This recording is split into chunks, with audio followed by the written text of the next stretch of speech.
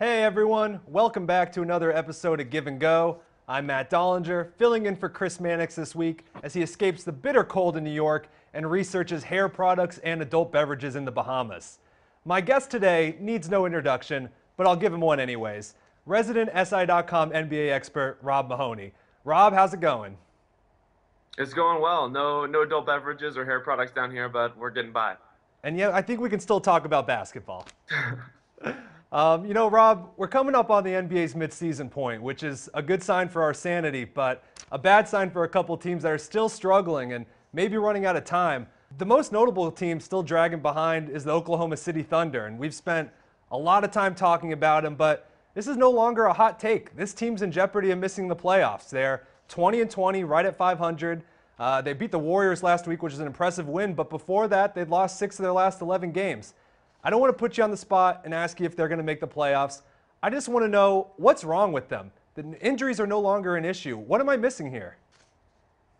I think the big thing with the Thunder right now is that they're just having a hard time stringing together good performances on both sides of the ball over an extended period of time. You'll see good offensive games, you'll see good defensive games, but then there's also been these really uncharacteristic performances where Durant and Westbrook both have terrible shooting nights at the same time. And, the defense isn't able to hold up their end of the bargain. And so even when Durant was out and when Westbrook was out, this was still a pretty good defensive team. There's been some slippage on that end, and some of that is just reworking that chemistry, getting back into the groove of things.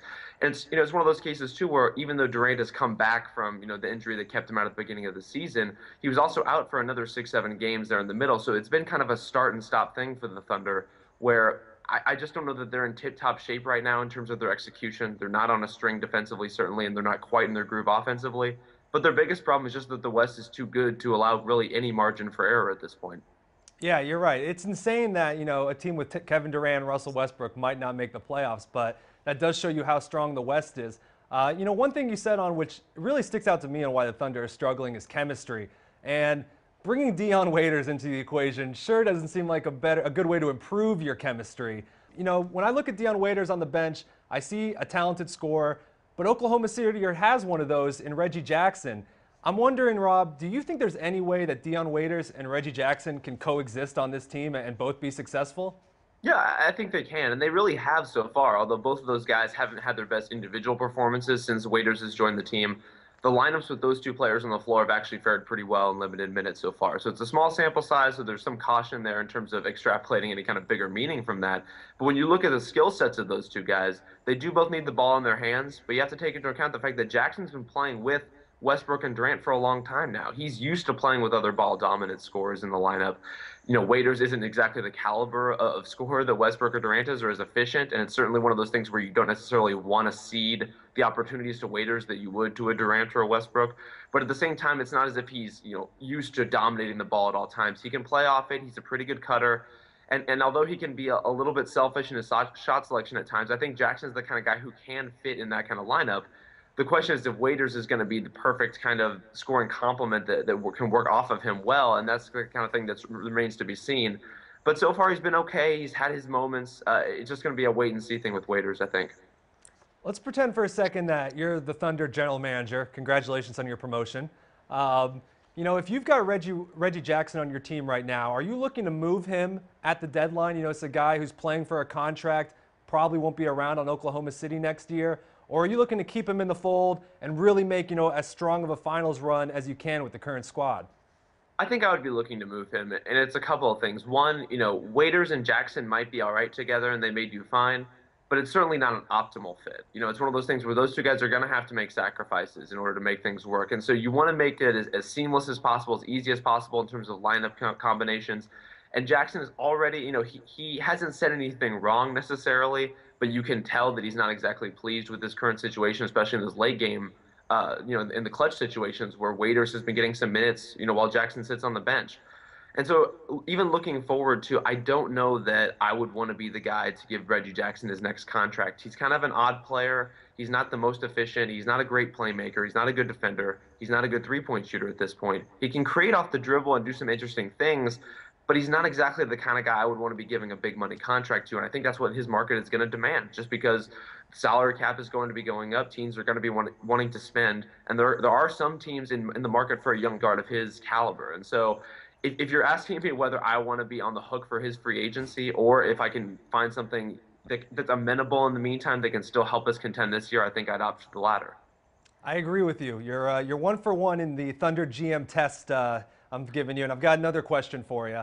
There were talks, last week about the Thunder possibly trading for Brook Lopez, a guy the Brooklyn Nets are motivated to deal right now. Talks ultimately fell through. But Rob, is Brook Lopez a guy you think that would help out the Thunder and is maybe that type of missing piece, or would he not help out so much? Is it just that anyone but Kendrick Perkins is a great call right now? What are your thoughts on Brook Lopez possibly joining the Thunder? I think some of it is that, and it's just a matter of when you look at, Brook Lopez on paper isn't necessarily a perfectly tidy fit for the Thunder. The Thunder are a team that defensively plays a really athletic style, and Perkins has been okay in that. He's been able to fit in at times depending on the matchups, but mostly Perkins is kind of the guy they throw at the Tim Duncans and the Marc Gasols to really get a big body in their way, and Lopez can do that. He doesn't have the same reputation, but he's so long as an interior defender that he can bother a lot of shots for those same kinds of players.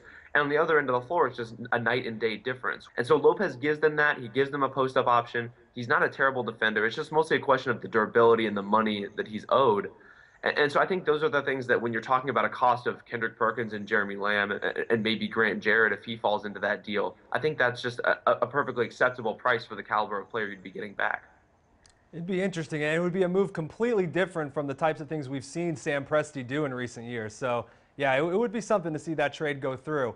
All right, let's pivot from the conference with all the talent to the conference where there seems to be a pretty big lack of talent. There's a team in the East right now. It's got a ton of big names, all-stars, but they're struggling. Things just aren't working right now. And it's not the Cavs, it's the Chicago Bulls. I think deep down in my heart, the Bulls are going to be the Eastern team in the finals. I've just believe, they're so deep, they're so versatile, so well coached that they're going to overcome all these problems they're having right now, and one way or the other, they're going to be the East representative in the finals. But they've also lost 5 of their last 7 games, and 3 of those losses were to the Celtics, Magic, and Jazz. So I'm going to ask you the same question I asked about the Thunder, Rob. What's wrong with Chicago right now? Well, I think the injuries are more of an active toll in Chicago's case, mostly with Joakim Noah, just because he hasn't been himself all season long, has not played good basketball on either side of the ball, and he's such an important player for them. He's such a great offensive facilitator. You can put him at the high post. He's going to be a great high-low option for Pau Gasol and Taj Gibson. And then defensively, I don't think there's any mystery as to how much value he has there. He's just a complete game changer in terms of ability to pick up smaller players, to wall off the rim, to really handle all kinds of defensive assignments. And so to have Noah, really be a fragment of himself, it really cost them in a big way on both sides of the ball. And then when you look at, Mike Dunleavy also been out of the lineup for a little bit here. That has its repercussions as well. He's more of a role player for them, but he gives them a real 2-wing lineup with Jimmy Butler, whereas otherwise you're looking at playing a lot of Kirk Heinrich, which is not something that any team should want to do at this point. No. So between that and the fact that, this is kind of all related, but their defense is definitely taking a step back. They're outside of the top 10 right now. And they're really not forcing turnovers in the way they have in previous seasons. And a lot of that is just the Bulls, as we've come to know them, are a team that out-executes everyone. They hustle hard, they know their principles, and a lot of that is having Noah on the back line. If he's not there and fully healthy, they're just a very different team defensively. Yeah, it's just amazing the depth Chicago has in the front court. That's why I think they're going to overcome all these problems. Lastly, Rob, the other big question about the Bulls, we weren't going to go through all this without talking about him, Derrick Rose. He's been playing a lot better in January. He's shooting almost 40% from deep, almost 20 points per game. Is this version of Derrick Rose good enough for the Bulls to achieve its ultimate goal? I think the answer ultimately has a lot more to do with what's going on with the rest of the Bulls than it does Rose, just because if he's able to offer something offensively on any kind of consistent basis, that's interesting for them, but it's not necessarily essential. Just because this is a team that over the last couple of years, and even when Rose was fully healthy, they were a defense-first team. That was how they were winning games. That's how they were winning playoff series. That's how they were dominating matchups. And so if the defense is there, whatever they get from Rose is gravy in a sense. Jimmy Butler and Pau Gasol have shown that they can get this team where it needs to be offensively on most nights, and that the other players can kind of fill in the gaps, and Rose is part of that. But if the defense isn't operating at a top 5 caliber, they're in a tough spot. And, it may be good enough to get through the East just because some of these other teams have their own problems to deal with. And some of them are, the Bulls are deep in a way that a lot of teams in the East are not. and in a potential playoff series that gives them a lot of matchup fluidity that they could potentially get the better of a team like Toronto or a team like Washington, for example. These teams that don't have necessarily a ton of depth to work with.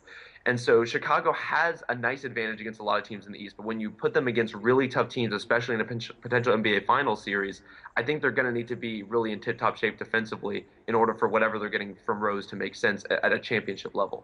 I agree with you. And, if you don't think that defense is that important of a factor, go online, SI.com, read Rob Mahoney's fundamentals from last week on John Wall and how he's upped his game with the Wizards. You might wonder why Washington's better. Look at their defense. It definitely explains it all. Rob does a good job of that. I think we're going to wrap this video. Rob, I appreciate you coming on. Thanks for listening, everyone. If you're still listening to this because this video was on autoplay, I appreciate your dedication. Thanks for sticking through.